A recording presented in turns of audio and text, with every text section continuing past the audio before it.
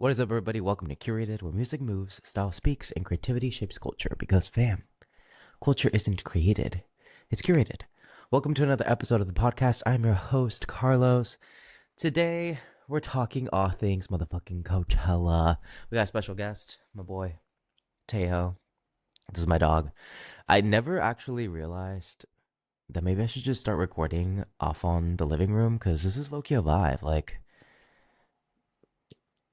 I kind of fuck with this. Um, if you're not tuning in through video, just know that you can catch the podcast on the video. If this is your first time hearing of me, welcome to the chaos that is this podcast. I usually tend to talk all things music, all things creativity, fashion, everything in between. As you can probably tell, I sound like fucking shit. That is because I just came back from Coachella. Literally flew in last night from back home from going to the festival, and I am sick as shit. I'm also heading later today to New York.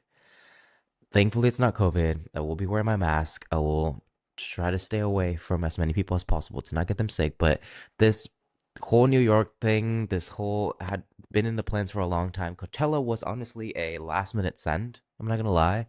I wasn't planning to go, but I did, and I ended up getting sick every fucking year. I swear to God. I'm like, you know what? I'm not gonna get sick. Like, it's not gonna happen. I'll take all my vitamins and shit, and then like it always happens.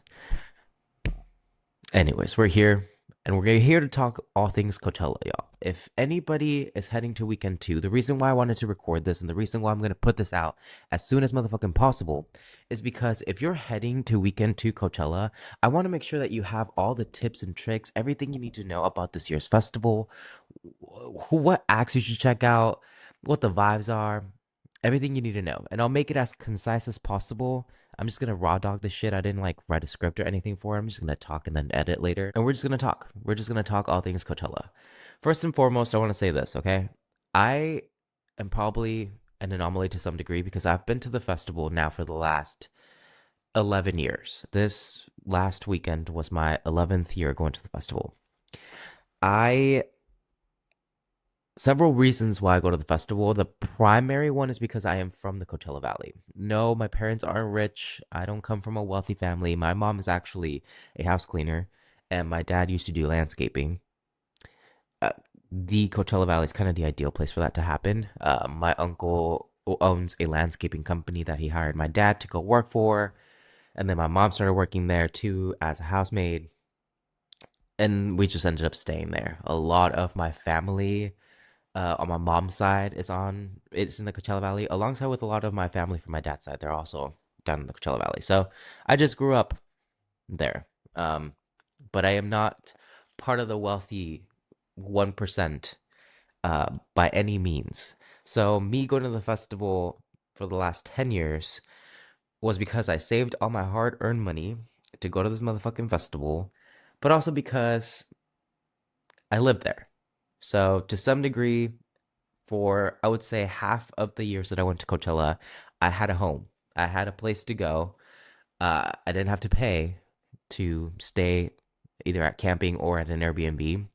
I had my family there, so it was great. This year, I did that same thing. I did stay home. My friends were scattered around, some camping and some at a hotel. But I decided to stay home because it was, like I said, a last minute send. I was not intending to go to the festival. I just, I ended up getting FOMO and I was like, fuck it, why not? I was going to call it at 10 years. I was like, I think I'm done. This is enough. And then I went, and to be honest with y'all, I should have called it at 10 years. Um, Coachella to me will always hold a special place in my heart. And that's what I mean that I'm like an anomaly because I've obviously gone for 10 years. I love the festival. I love the vibes of the festival. I talked about this I think in a previous podcast episode or on TikTok or something, but the festival to me just has this essence of being a place where you can truly, if you're invested in finding new music in the vibes, like you can find it there. Coachella is the place for that to happen. The last couple of years, I would say, have been different.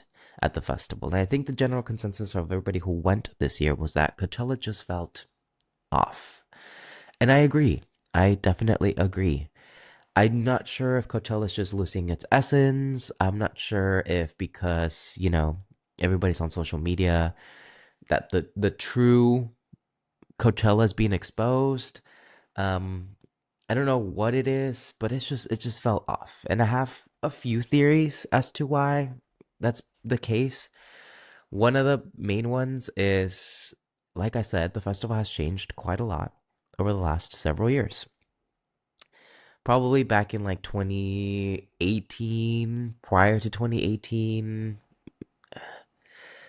the festival, you went to really engage yourself with the art and the music. That is what the festival was all about. Then influencer era came to be, and like many people say, Coachella became influencer Olympics. Left and right, you're catching everybody at golden hour. I call it influencer hour, which is around like 5, 6 o'clock. Everybody's taking pictures. And ever since then, a lot of what people see on social media is the influencer side of Coachella, is all of the influencers who go and their experiences, not the experiences I would say of the regular folk. I truly do think if you go there with the right intentions, the right group, the vibes are there. You're gonna have fun. If your goal is to discover new artistry, you're gonna find it. If your goal is to, I don't know, just experience the festival to its fullest, you will be able to do that. You just have to go in with the right intentions and know that all these other things are happening around the festival, uh, that are made for social media, and you just kind of have to disregard that. Do your own thing, have fun. So that's why when I hear all this shit talking on TikTok about Coachella, I know where it comes from. I understand it because, like I said, I've been there for the last 11 years and I've seen what has happened to the festival and what types of people it attracts nowadays.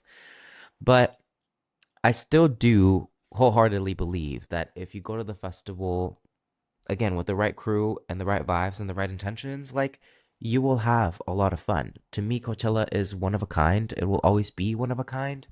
It's just a good, good fucking time.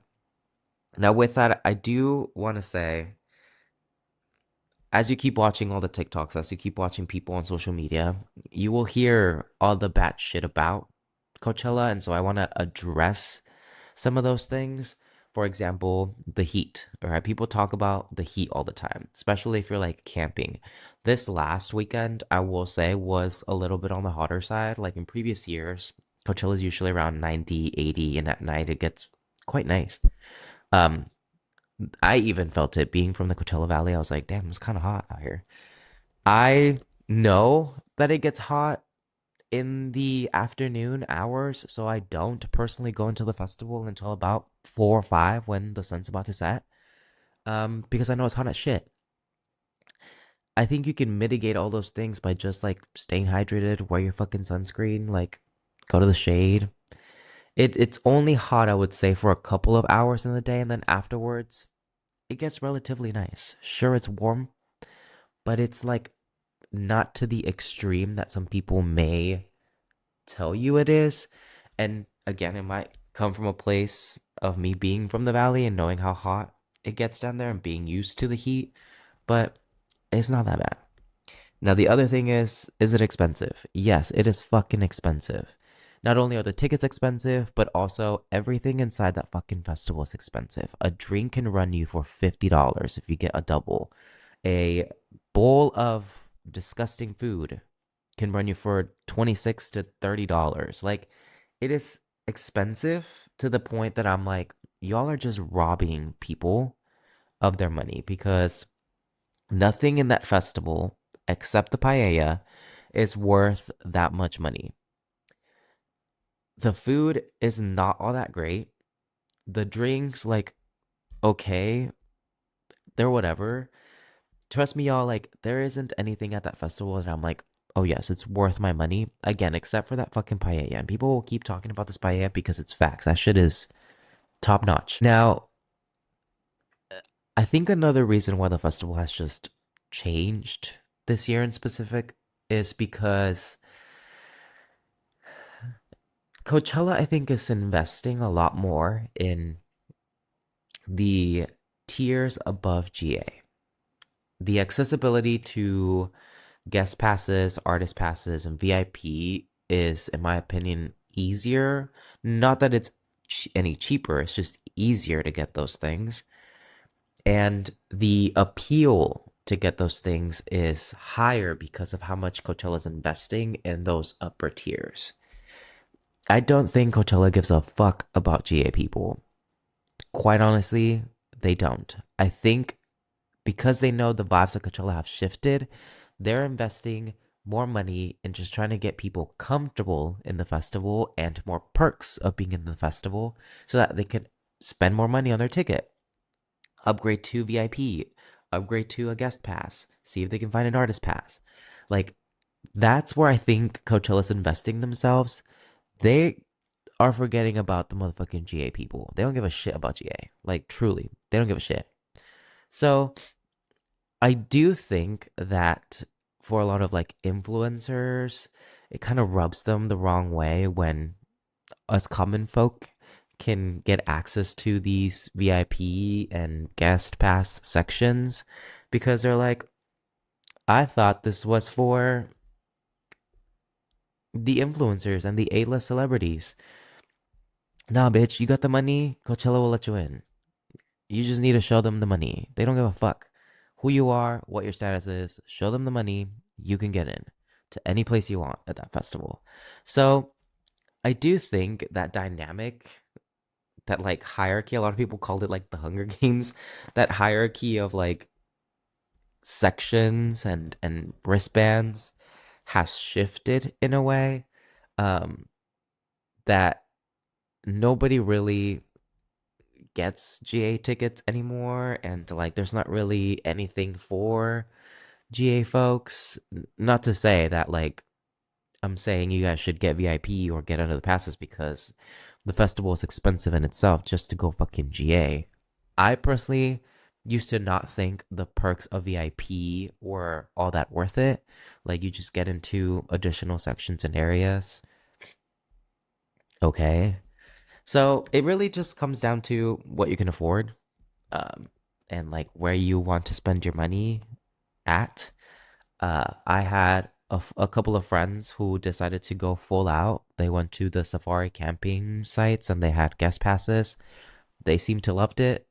I don't know if I could get myself to spend that amount of money, um, nor do I have that amount of money to spend. So, like, it really just honestly depends on you and what you want to get out of the festival and what you can afford. Um, but I think that that level of investment that Coachella's making now in these like different tiers, higher tiers, is changing the vibe a little bit of it. The other thing that people point out most often is all the influencers, and you'll see it next weekend too. People will continue to talk about all the influencers that pull up, how much of an influencer Olympics it is. Like, yes, it's true, it's facts. I've grown to just accept the fact that that's just what happens at this fucking festival and that's what it's turned out to be. Yes, for a music lover like myself, sometimes it's a little like annoying or disappointing to hear that like influencers go in, take a little picture, and then they dip out and go to the other parties around because that is actually factual. Like, not many influencers are actually at the festival itself. A lot of them are just in every other party around. They pull up to the festival maybe for an hour or two, take their pictures, dip right the fuck out. Like that's what happens. So yes, it's there. There's a lot that happens. A lot of them go on brand deals and they have to get their coin. They have to get their content. They have to do their thing. So like I get it. I understand it to some degree. I will let it be. It is what it is. That's just what happens. I like to go to the festival to enjoy the music, to enjoy the art, to enjoy everything that's going around at the festival and all the vibes. So, like I said, if you go in there with the right intentions, you will get what you want out of the festival. Yes, everything else will happen around you and all these influencers will be there, but it is what it is, okay? I will say I find it quite annoying that a lot of like really cocky fuckboys and people who just do too much end up at the festival. They just like it's just they ruin the vibes for everybody. Those are the people that I truly don't fuck with. Like there are just people who think they're entitled and just own the festival or some shit or like and just their aura, their presence, everything around all the sets just fucks everything up for everybody. Like you will see those people and I just find them so fucking annoying. And my drunk ass is always trying to start shit with those people because I just can't. Like I can't. I'm like, come on, y'all. Like people are here to have fun and you're just ruining the vibes for everybody. So all this is to say you will see those fucking people around. Just try to ignore them. Like it's sometimes it's a little too hard, but just try, okay? Now, we've talked all the bad shit about Coachella. I really truly just want to talk real quick about the artists that I saw and who I think you all should check out, what I think you all should do at the festival, because things changed in the festival and there are new things at the festival this year. And so I want to tell you all honestly, especially the weekend two goers, what is worth your time? What is worth your investment? First and foremost, if people, if you are in the limbo of going to Coachella or not because you got FOMO from this last weekend, truly, truly, truly decide whether you're just spending money to go or if you really, really want to go experience Coachella. I say this because I went to weekend one because I had FOMO from all my friends saying that they were gonna go and it was gonna be so fun and all the people on the like list and it was gonna be a good time.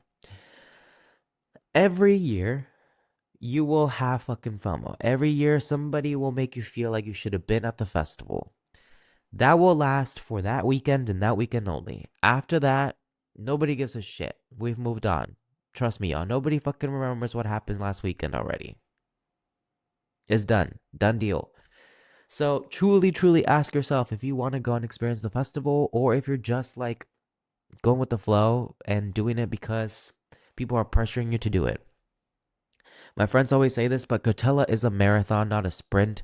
It truly is not made for the weak. Like you have to go in there and, you know, have in the back of your head all these cons to go into the festival and know what to expect about going to the festival. Um, So truly ask yourself if it's worth your investment and your time. Now, let's do say you decide to go and you're there weekend two. I want to give you all a lay of the land as to Coachella and things that maybe have changed and what's happened. One of the things that I've noticed right when you step into the festival is the merch. There's a lot more merch areas this year. It was not crowded at all. I actually thought about buying some merch that I thought was pretty cool. A lot of the artist merch this year has been really great, and there are a lot of small artists and POC artists that Coachella works with to create specific merch for the festival too. That is like incredibly cool.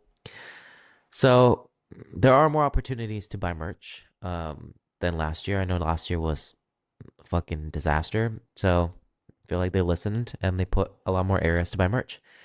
There's specific areas which I think they've had in past years, but now they're kind of more prominent where you can buy like specific artist merch where like you see a Gaga section, a Travis Scott section.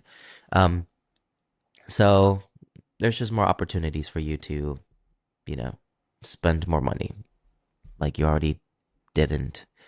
Because damn, that festival's expensive. The other thing is, and I think I mentioned it in a previous podcast episode. If you haven't listened to that one, I talk about all the tips and tricks for going to the festival that I've learned over the last 10 years. But in it, I talk about some of the changes specifically to this year. And one of them has been Quasar, which is this stage. It's a really cool stage design, really cool concept, but it's a stage where DJs essentially play for a long extended period of time. It moved. So it used to be right where next to the Sahara tent. Now it moved kind of towards the back area. It flipped with the Do Lab. So the Do Lab used to be in the back. Do Lab was moved now next to the Sahara tent. Um, and it now is facing the Red Bull Mirage. The Red Bull Mirage was a fucking mess. Like I still don't know what that shit is till today.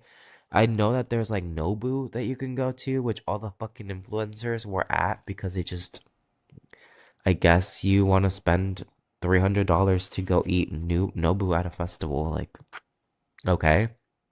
Um, it faces the Quasar stage, and I think like you could get drinks at the Red Bull Mirage and then like catch the Quasar stages. I don't know what the fuck that whole vibe was. I avoided that entire area the whole time I was there. I'm not gonna lie, I never stepped foot on Quasar nor at the Red Bull Mirage. I just didn't give a shit. The Do Lab, I personally thought it was gonna be a lot more crowded because of where it was right next to the Sahara tent, but it wasn't. And to be honest with y'all, like I kind of fucked with the area that it was at this year. It just made it seem like there was a lot more space to move around. Um and I always loved the Dulap because, you could be walking by from one stage to the next and like catch a cool DJ and stick around for a couple of minutes. So overall, like that was a good, I guess, change. But the whole Quasar Red Bull Mirage situation, I don't know what the fuck that was. So if y'all go check it out, let me know what that's about. They have these things, which I don't know if they just added more and I was aware of them, but they have these general stores, which are quite convenient, where they just sell a bunch of random things like, sodas, gum. It's just like a general convenience store. I think they do sell some like snacks in there. To me, it was quite handy to have that there because, well, I'll say this. The security does not give a fuck. Like I don't know how those new security things work, but over the last like 3 years, they've changed them. And now instead of having you essentially get searched, your bags and all that, you kind of just walk by like a metal detector thing. And I think they have like screens where they can just, point out if somebody needs to get searched or not. They didn't give a shit. I brought in so many bags of alcohol. I think it just detects metal, so you might not be able to bring in like any metal things, like for example, like a can of like Red Bull or spray of sunscreen. Like I think you can't do that, but you can find those things at the general store, which is convenient. Um, because again, there are moments where it's just too damn hot. You need some sunscreen, or you just literally want to buy a pack of gum or a soda. You can go and buy it there. The art this year, I don't know if I just like there was no budget. I don't know. I feel like last year was really cool. In past years, like the art has been a lot more of a prevalent thing at the festival, and I don't know if just in recent years they've decided to spend less money in the art installations around, or I don't know. Still cool art. I'm not gonna, talk shit about the art. Like it's still really cool designs, but they just weren't like the grand, big art installations that I've seen in years past.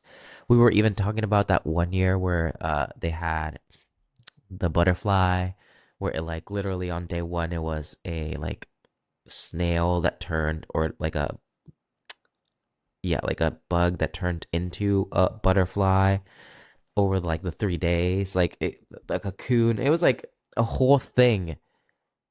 That shit was dope. Back when they had the astronaut, like that, that's Coachella. That is what we all think of Coachella. I don't know what's happened over the past couple of years, but the art installations, they've been kind of mid. Um, Obviously they're really handy for finding your friends. Like we picked out one of the flowers, the like balloon flowers that they had at this year's festival, and just said like let's meet there. And that was a good, central location for us to meet at, but the art was a little off this year. One thing that they did add, which I think in past years other artists have done, is Travis Scott, obviously as being the headliner or closer of one of the days. Um, he had like a whole little installation in the back of the festival with vitamins. Like it was a whole thing. That shit was pretty dope. That was cool. I'll give him that. They were giving out free tattoos, like vitamins tattoos, if you were down for that, and if you wanted to get branded. Um, so that shit was cool. But besides that, I don't know. The art just wasn't giving this year, as it has been in the past. Now, I'm gonna spend the last couple of minutes here just talking about artists, who I saw, what the vibes were, and who I think you all should invest your time going to see if you are going to the festival this year, or if you want to just catch them on the live stream. Um, I'll preface this all by saying I don't know why, but I feel like a lot of artists were just very mid this year. Like maybe I just have really high expectations for certain artists. Maybe I always compared year versus the prior year. Like I don't know, but it's just some of them weren't giving. I'll start off with the headliners. So we had Lady Gaga, Green Day, and Post Malone. I saw some of Lady Gaga. She was incredible. Highly, highly suggest you go see Lady Gaga. Green Day, probably one, if not my favorite set of the entire weekend. They are just fucking icons. It was so cool. One of the fireworks even landed on like the artist section and started a fire. Like that's how fucking cool they are. Um, Post Malone, I did not see, although I did hear from friends that it was giving mid, and I'll leave it at that. Okay, so on Friday, I we went in for 3 6 Mafia. So we were able to see a little bit of 3 6 Mafia. They were all right. Um, yeah, I don't know what I was expecting. I don't necessarily know if you all need to catch them, but they were all right. Then afterwards, I'm not gonna lie to y'all. I don't think we saw anybody. We just got fucked up. And the next person I saw was Lisa. Here's the deal with Coachella too. You think you have all the fucking energy to go between stages and catch all the motherfuckers and be like, okay, this person starts in 5 minutes, let's run, let's book it. No, no, no, no, no, no. Be realistic. Be fucking for real. Ask yourself, truly, after mapping yourself out around the festival and knowing where each person is going to be at, who can you realistically go see? Who do you have the fucking mental and physical energy to go and book it and haul ass through every festival stage for? Be realistic. It was also the first day of the festival, it was hot as shit, and we just wanted to get fucked up. So we watched 3 6 Mafia. We went to go see Lisa, one of the artists that I would say that I was honestly expecting more of. Maybe that was just my expectations. My partner was like messaging me while I was watching her set, saying how for Lisa fans, you understand her whole concept of her like alter egos. But if you're not necessarily too familiar with Lisa, you might have not understood what was happening. So I get how her set could have been a little confusing to some people, as to what was really happening in the concept, if again, they weren't too familiar with it. I really wanted to see Zach Fox. Did not get to see them. The next person I saw was Missy Elliott. She was dope. She was cool. High energy, high vibes, crazy stage designs. She literally started off her set like as a transformer. The fuck? Like, she's dope. She was great. We saw Glorilla,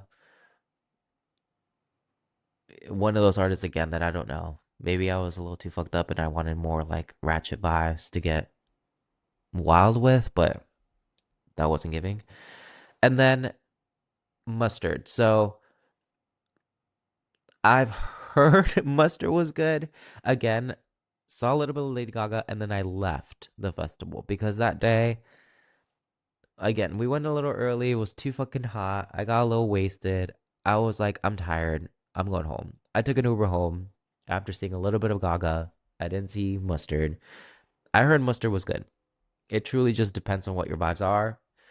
I do think that there are certain artists that should play at different times of the day. As an example, Mustard gives me like sunset vibes, not night vibes. I don't know. If you know what I'm talking about, you know what I'm talking about. So does Glorilla. She's giving me like 4 p.m. vibes. You know what I mean? So that was the reason why I was like, maybe I don't want to watch Mustard, but also because Gaga's just fucking Gaga. Like, she's iconic. So, truly depends on who you want to watch. Completely up to you on that one. Now let's talk Saturday. Saturday, like now that I'm thinking about it, I'm like, who the fuck did we see on Saturday? Um, I think the first person we saw was Charlie at 7 p.m. Damn. Actually, no. I feel like we got in for somebody else before that. I don't quite remember who it was, but I do remember seeing a little bit of Trixie Mattel at the Do Lab as we were like passing by. She was fucking dope. I definitely suggest you see them.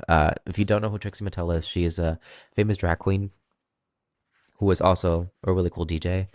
Uh, I heard it was just for the gays. Like, it was a good time. So pull up. I really wanted to see Two Hollis. Somebody who went to go see Two Hollis, please tell me if it was worth it or not. Like, fuck, that's one of them that I missed. Charlie XCX, top performance, hands down, of the entire weekend. I truly could spend a whole hour talking about Charlie XCX because, of course, she's fucking crazy in the best sense possible. But she brought three icons: Lord, Troye Sivan, and Billie Eilish. I think she had the most stacked um, guest list out of everybody because every guest that pulled up to Coachella this year was also mid. But the fact that Charlie XCX performed with literally nothing on the stage besides some speakers hanging out from the fucking ceiling and just the screens behind her and was able to get the whole crowd that motherfucking rallied up, that is a true testament to what a great performer she fucking is.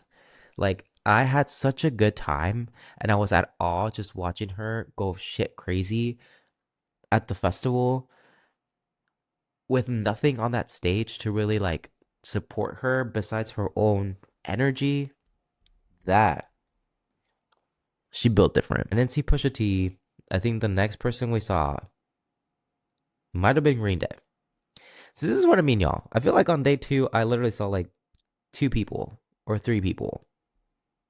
Be realistic with yourself here. Green Day, again, like I said, probably top two, if not top performance of the entire weekend. They started off with three bangers of songs. They brought in like people to their stage. Like, it's just like they know. And it's Green Day. You're gonna turn up, you're gonna have a good time. Like, I don't know. It was a great, great fucking set. And I'm so glad that I got to see them because again, Coachella is not only the space for you to catch a lot of these smaller artists that are up and coming, but I think it's also the stage to just catch these icons who like maybe don't tour or perform as often. I got to see Green Day. Like, who gets to say that? How many people in the world get to say that nowadays? So that shit was cool. Now, I was gonna stay for Mal P, and I did want to stay for the Dare. Didn't stay for either. I heard Mal P was ass, so do with that what you wish. Now, day three. Day three was the day that I honestly was the most looking forward to. I even bought a whole other fucking bottle of Goose to take in because I was ready to rally. I was ready to go. I was like, I get it. These last 2 days have been whatever. I've gone home kind of early. This is the day. I'm going to stick out to the very end of the festival. We're going to fucking go crazy. It's probably also the reason why I got sick. I went in for Money Long. Money Long. I love Money Long. I can't talk shit about Money Long. Um, I would just say this. I thought she was going to perform a lot of the songs in her last album, including some of the songs that maybe I just like love, but she didn't. She did end with two of her top songs, which is great, and she did bring out Leon Thomas, which was cool. So for like a 4 p.m. vibe set, it gave what it needed to give. Keshi was fun. Keshi was cool. He played all the bangers. Again, I do feel like he was in an appropriate time of the set, 5 p.m. outdoor theater. good times, good vibes. Didn't see Rema. Again, Tiesto was performing at the Quasar stage. Never stepped foot on that. The next person I saw was Jenny.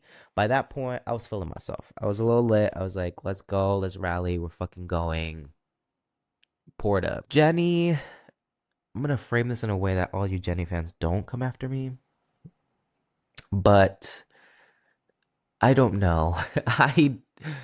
I also think I was expecting a lot more from her, like I probably was from Lisa. It was whatever. Yeah, like I mean, sure, for the Jenny fans who like know all her songs and love her, like it was a good time. I'm not gonna deny that it was like a good set.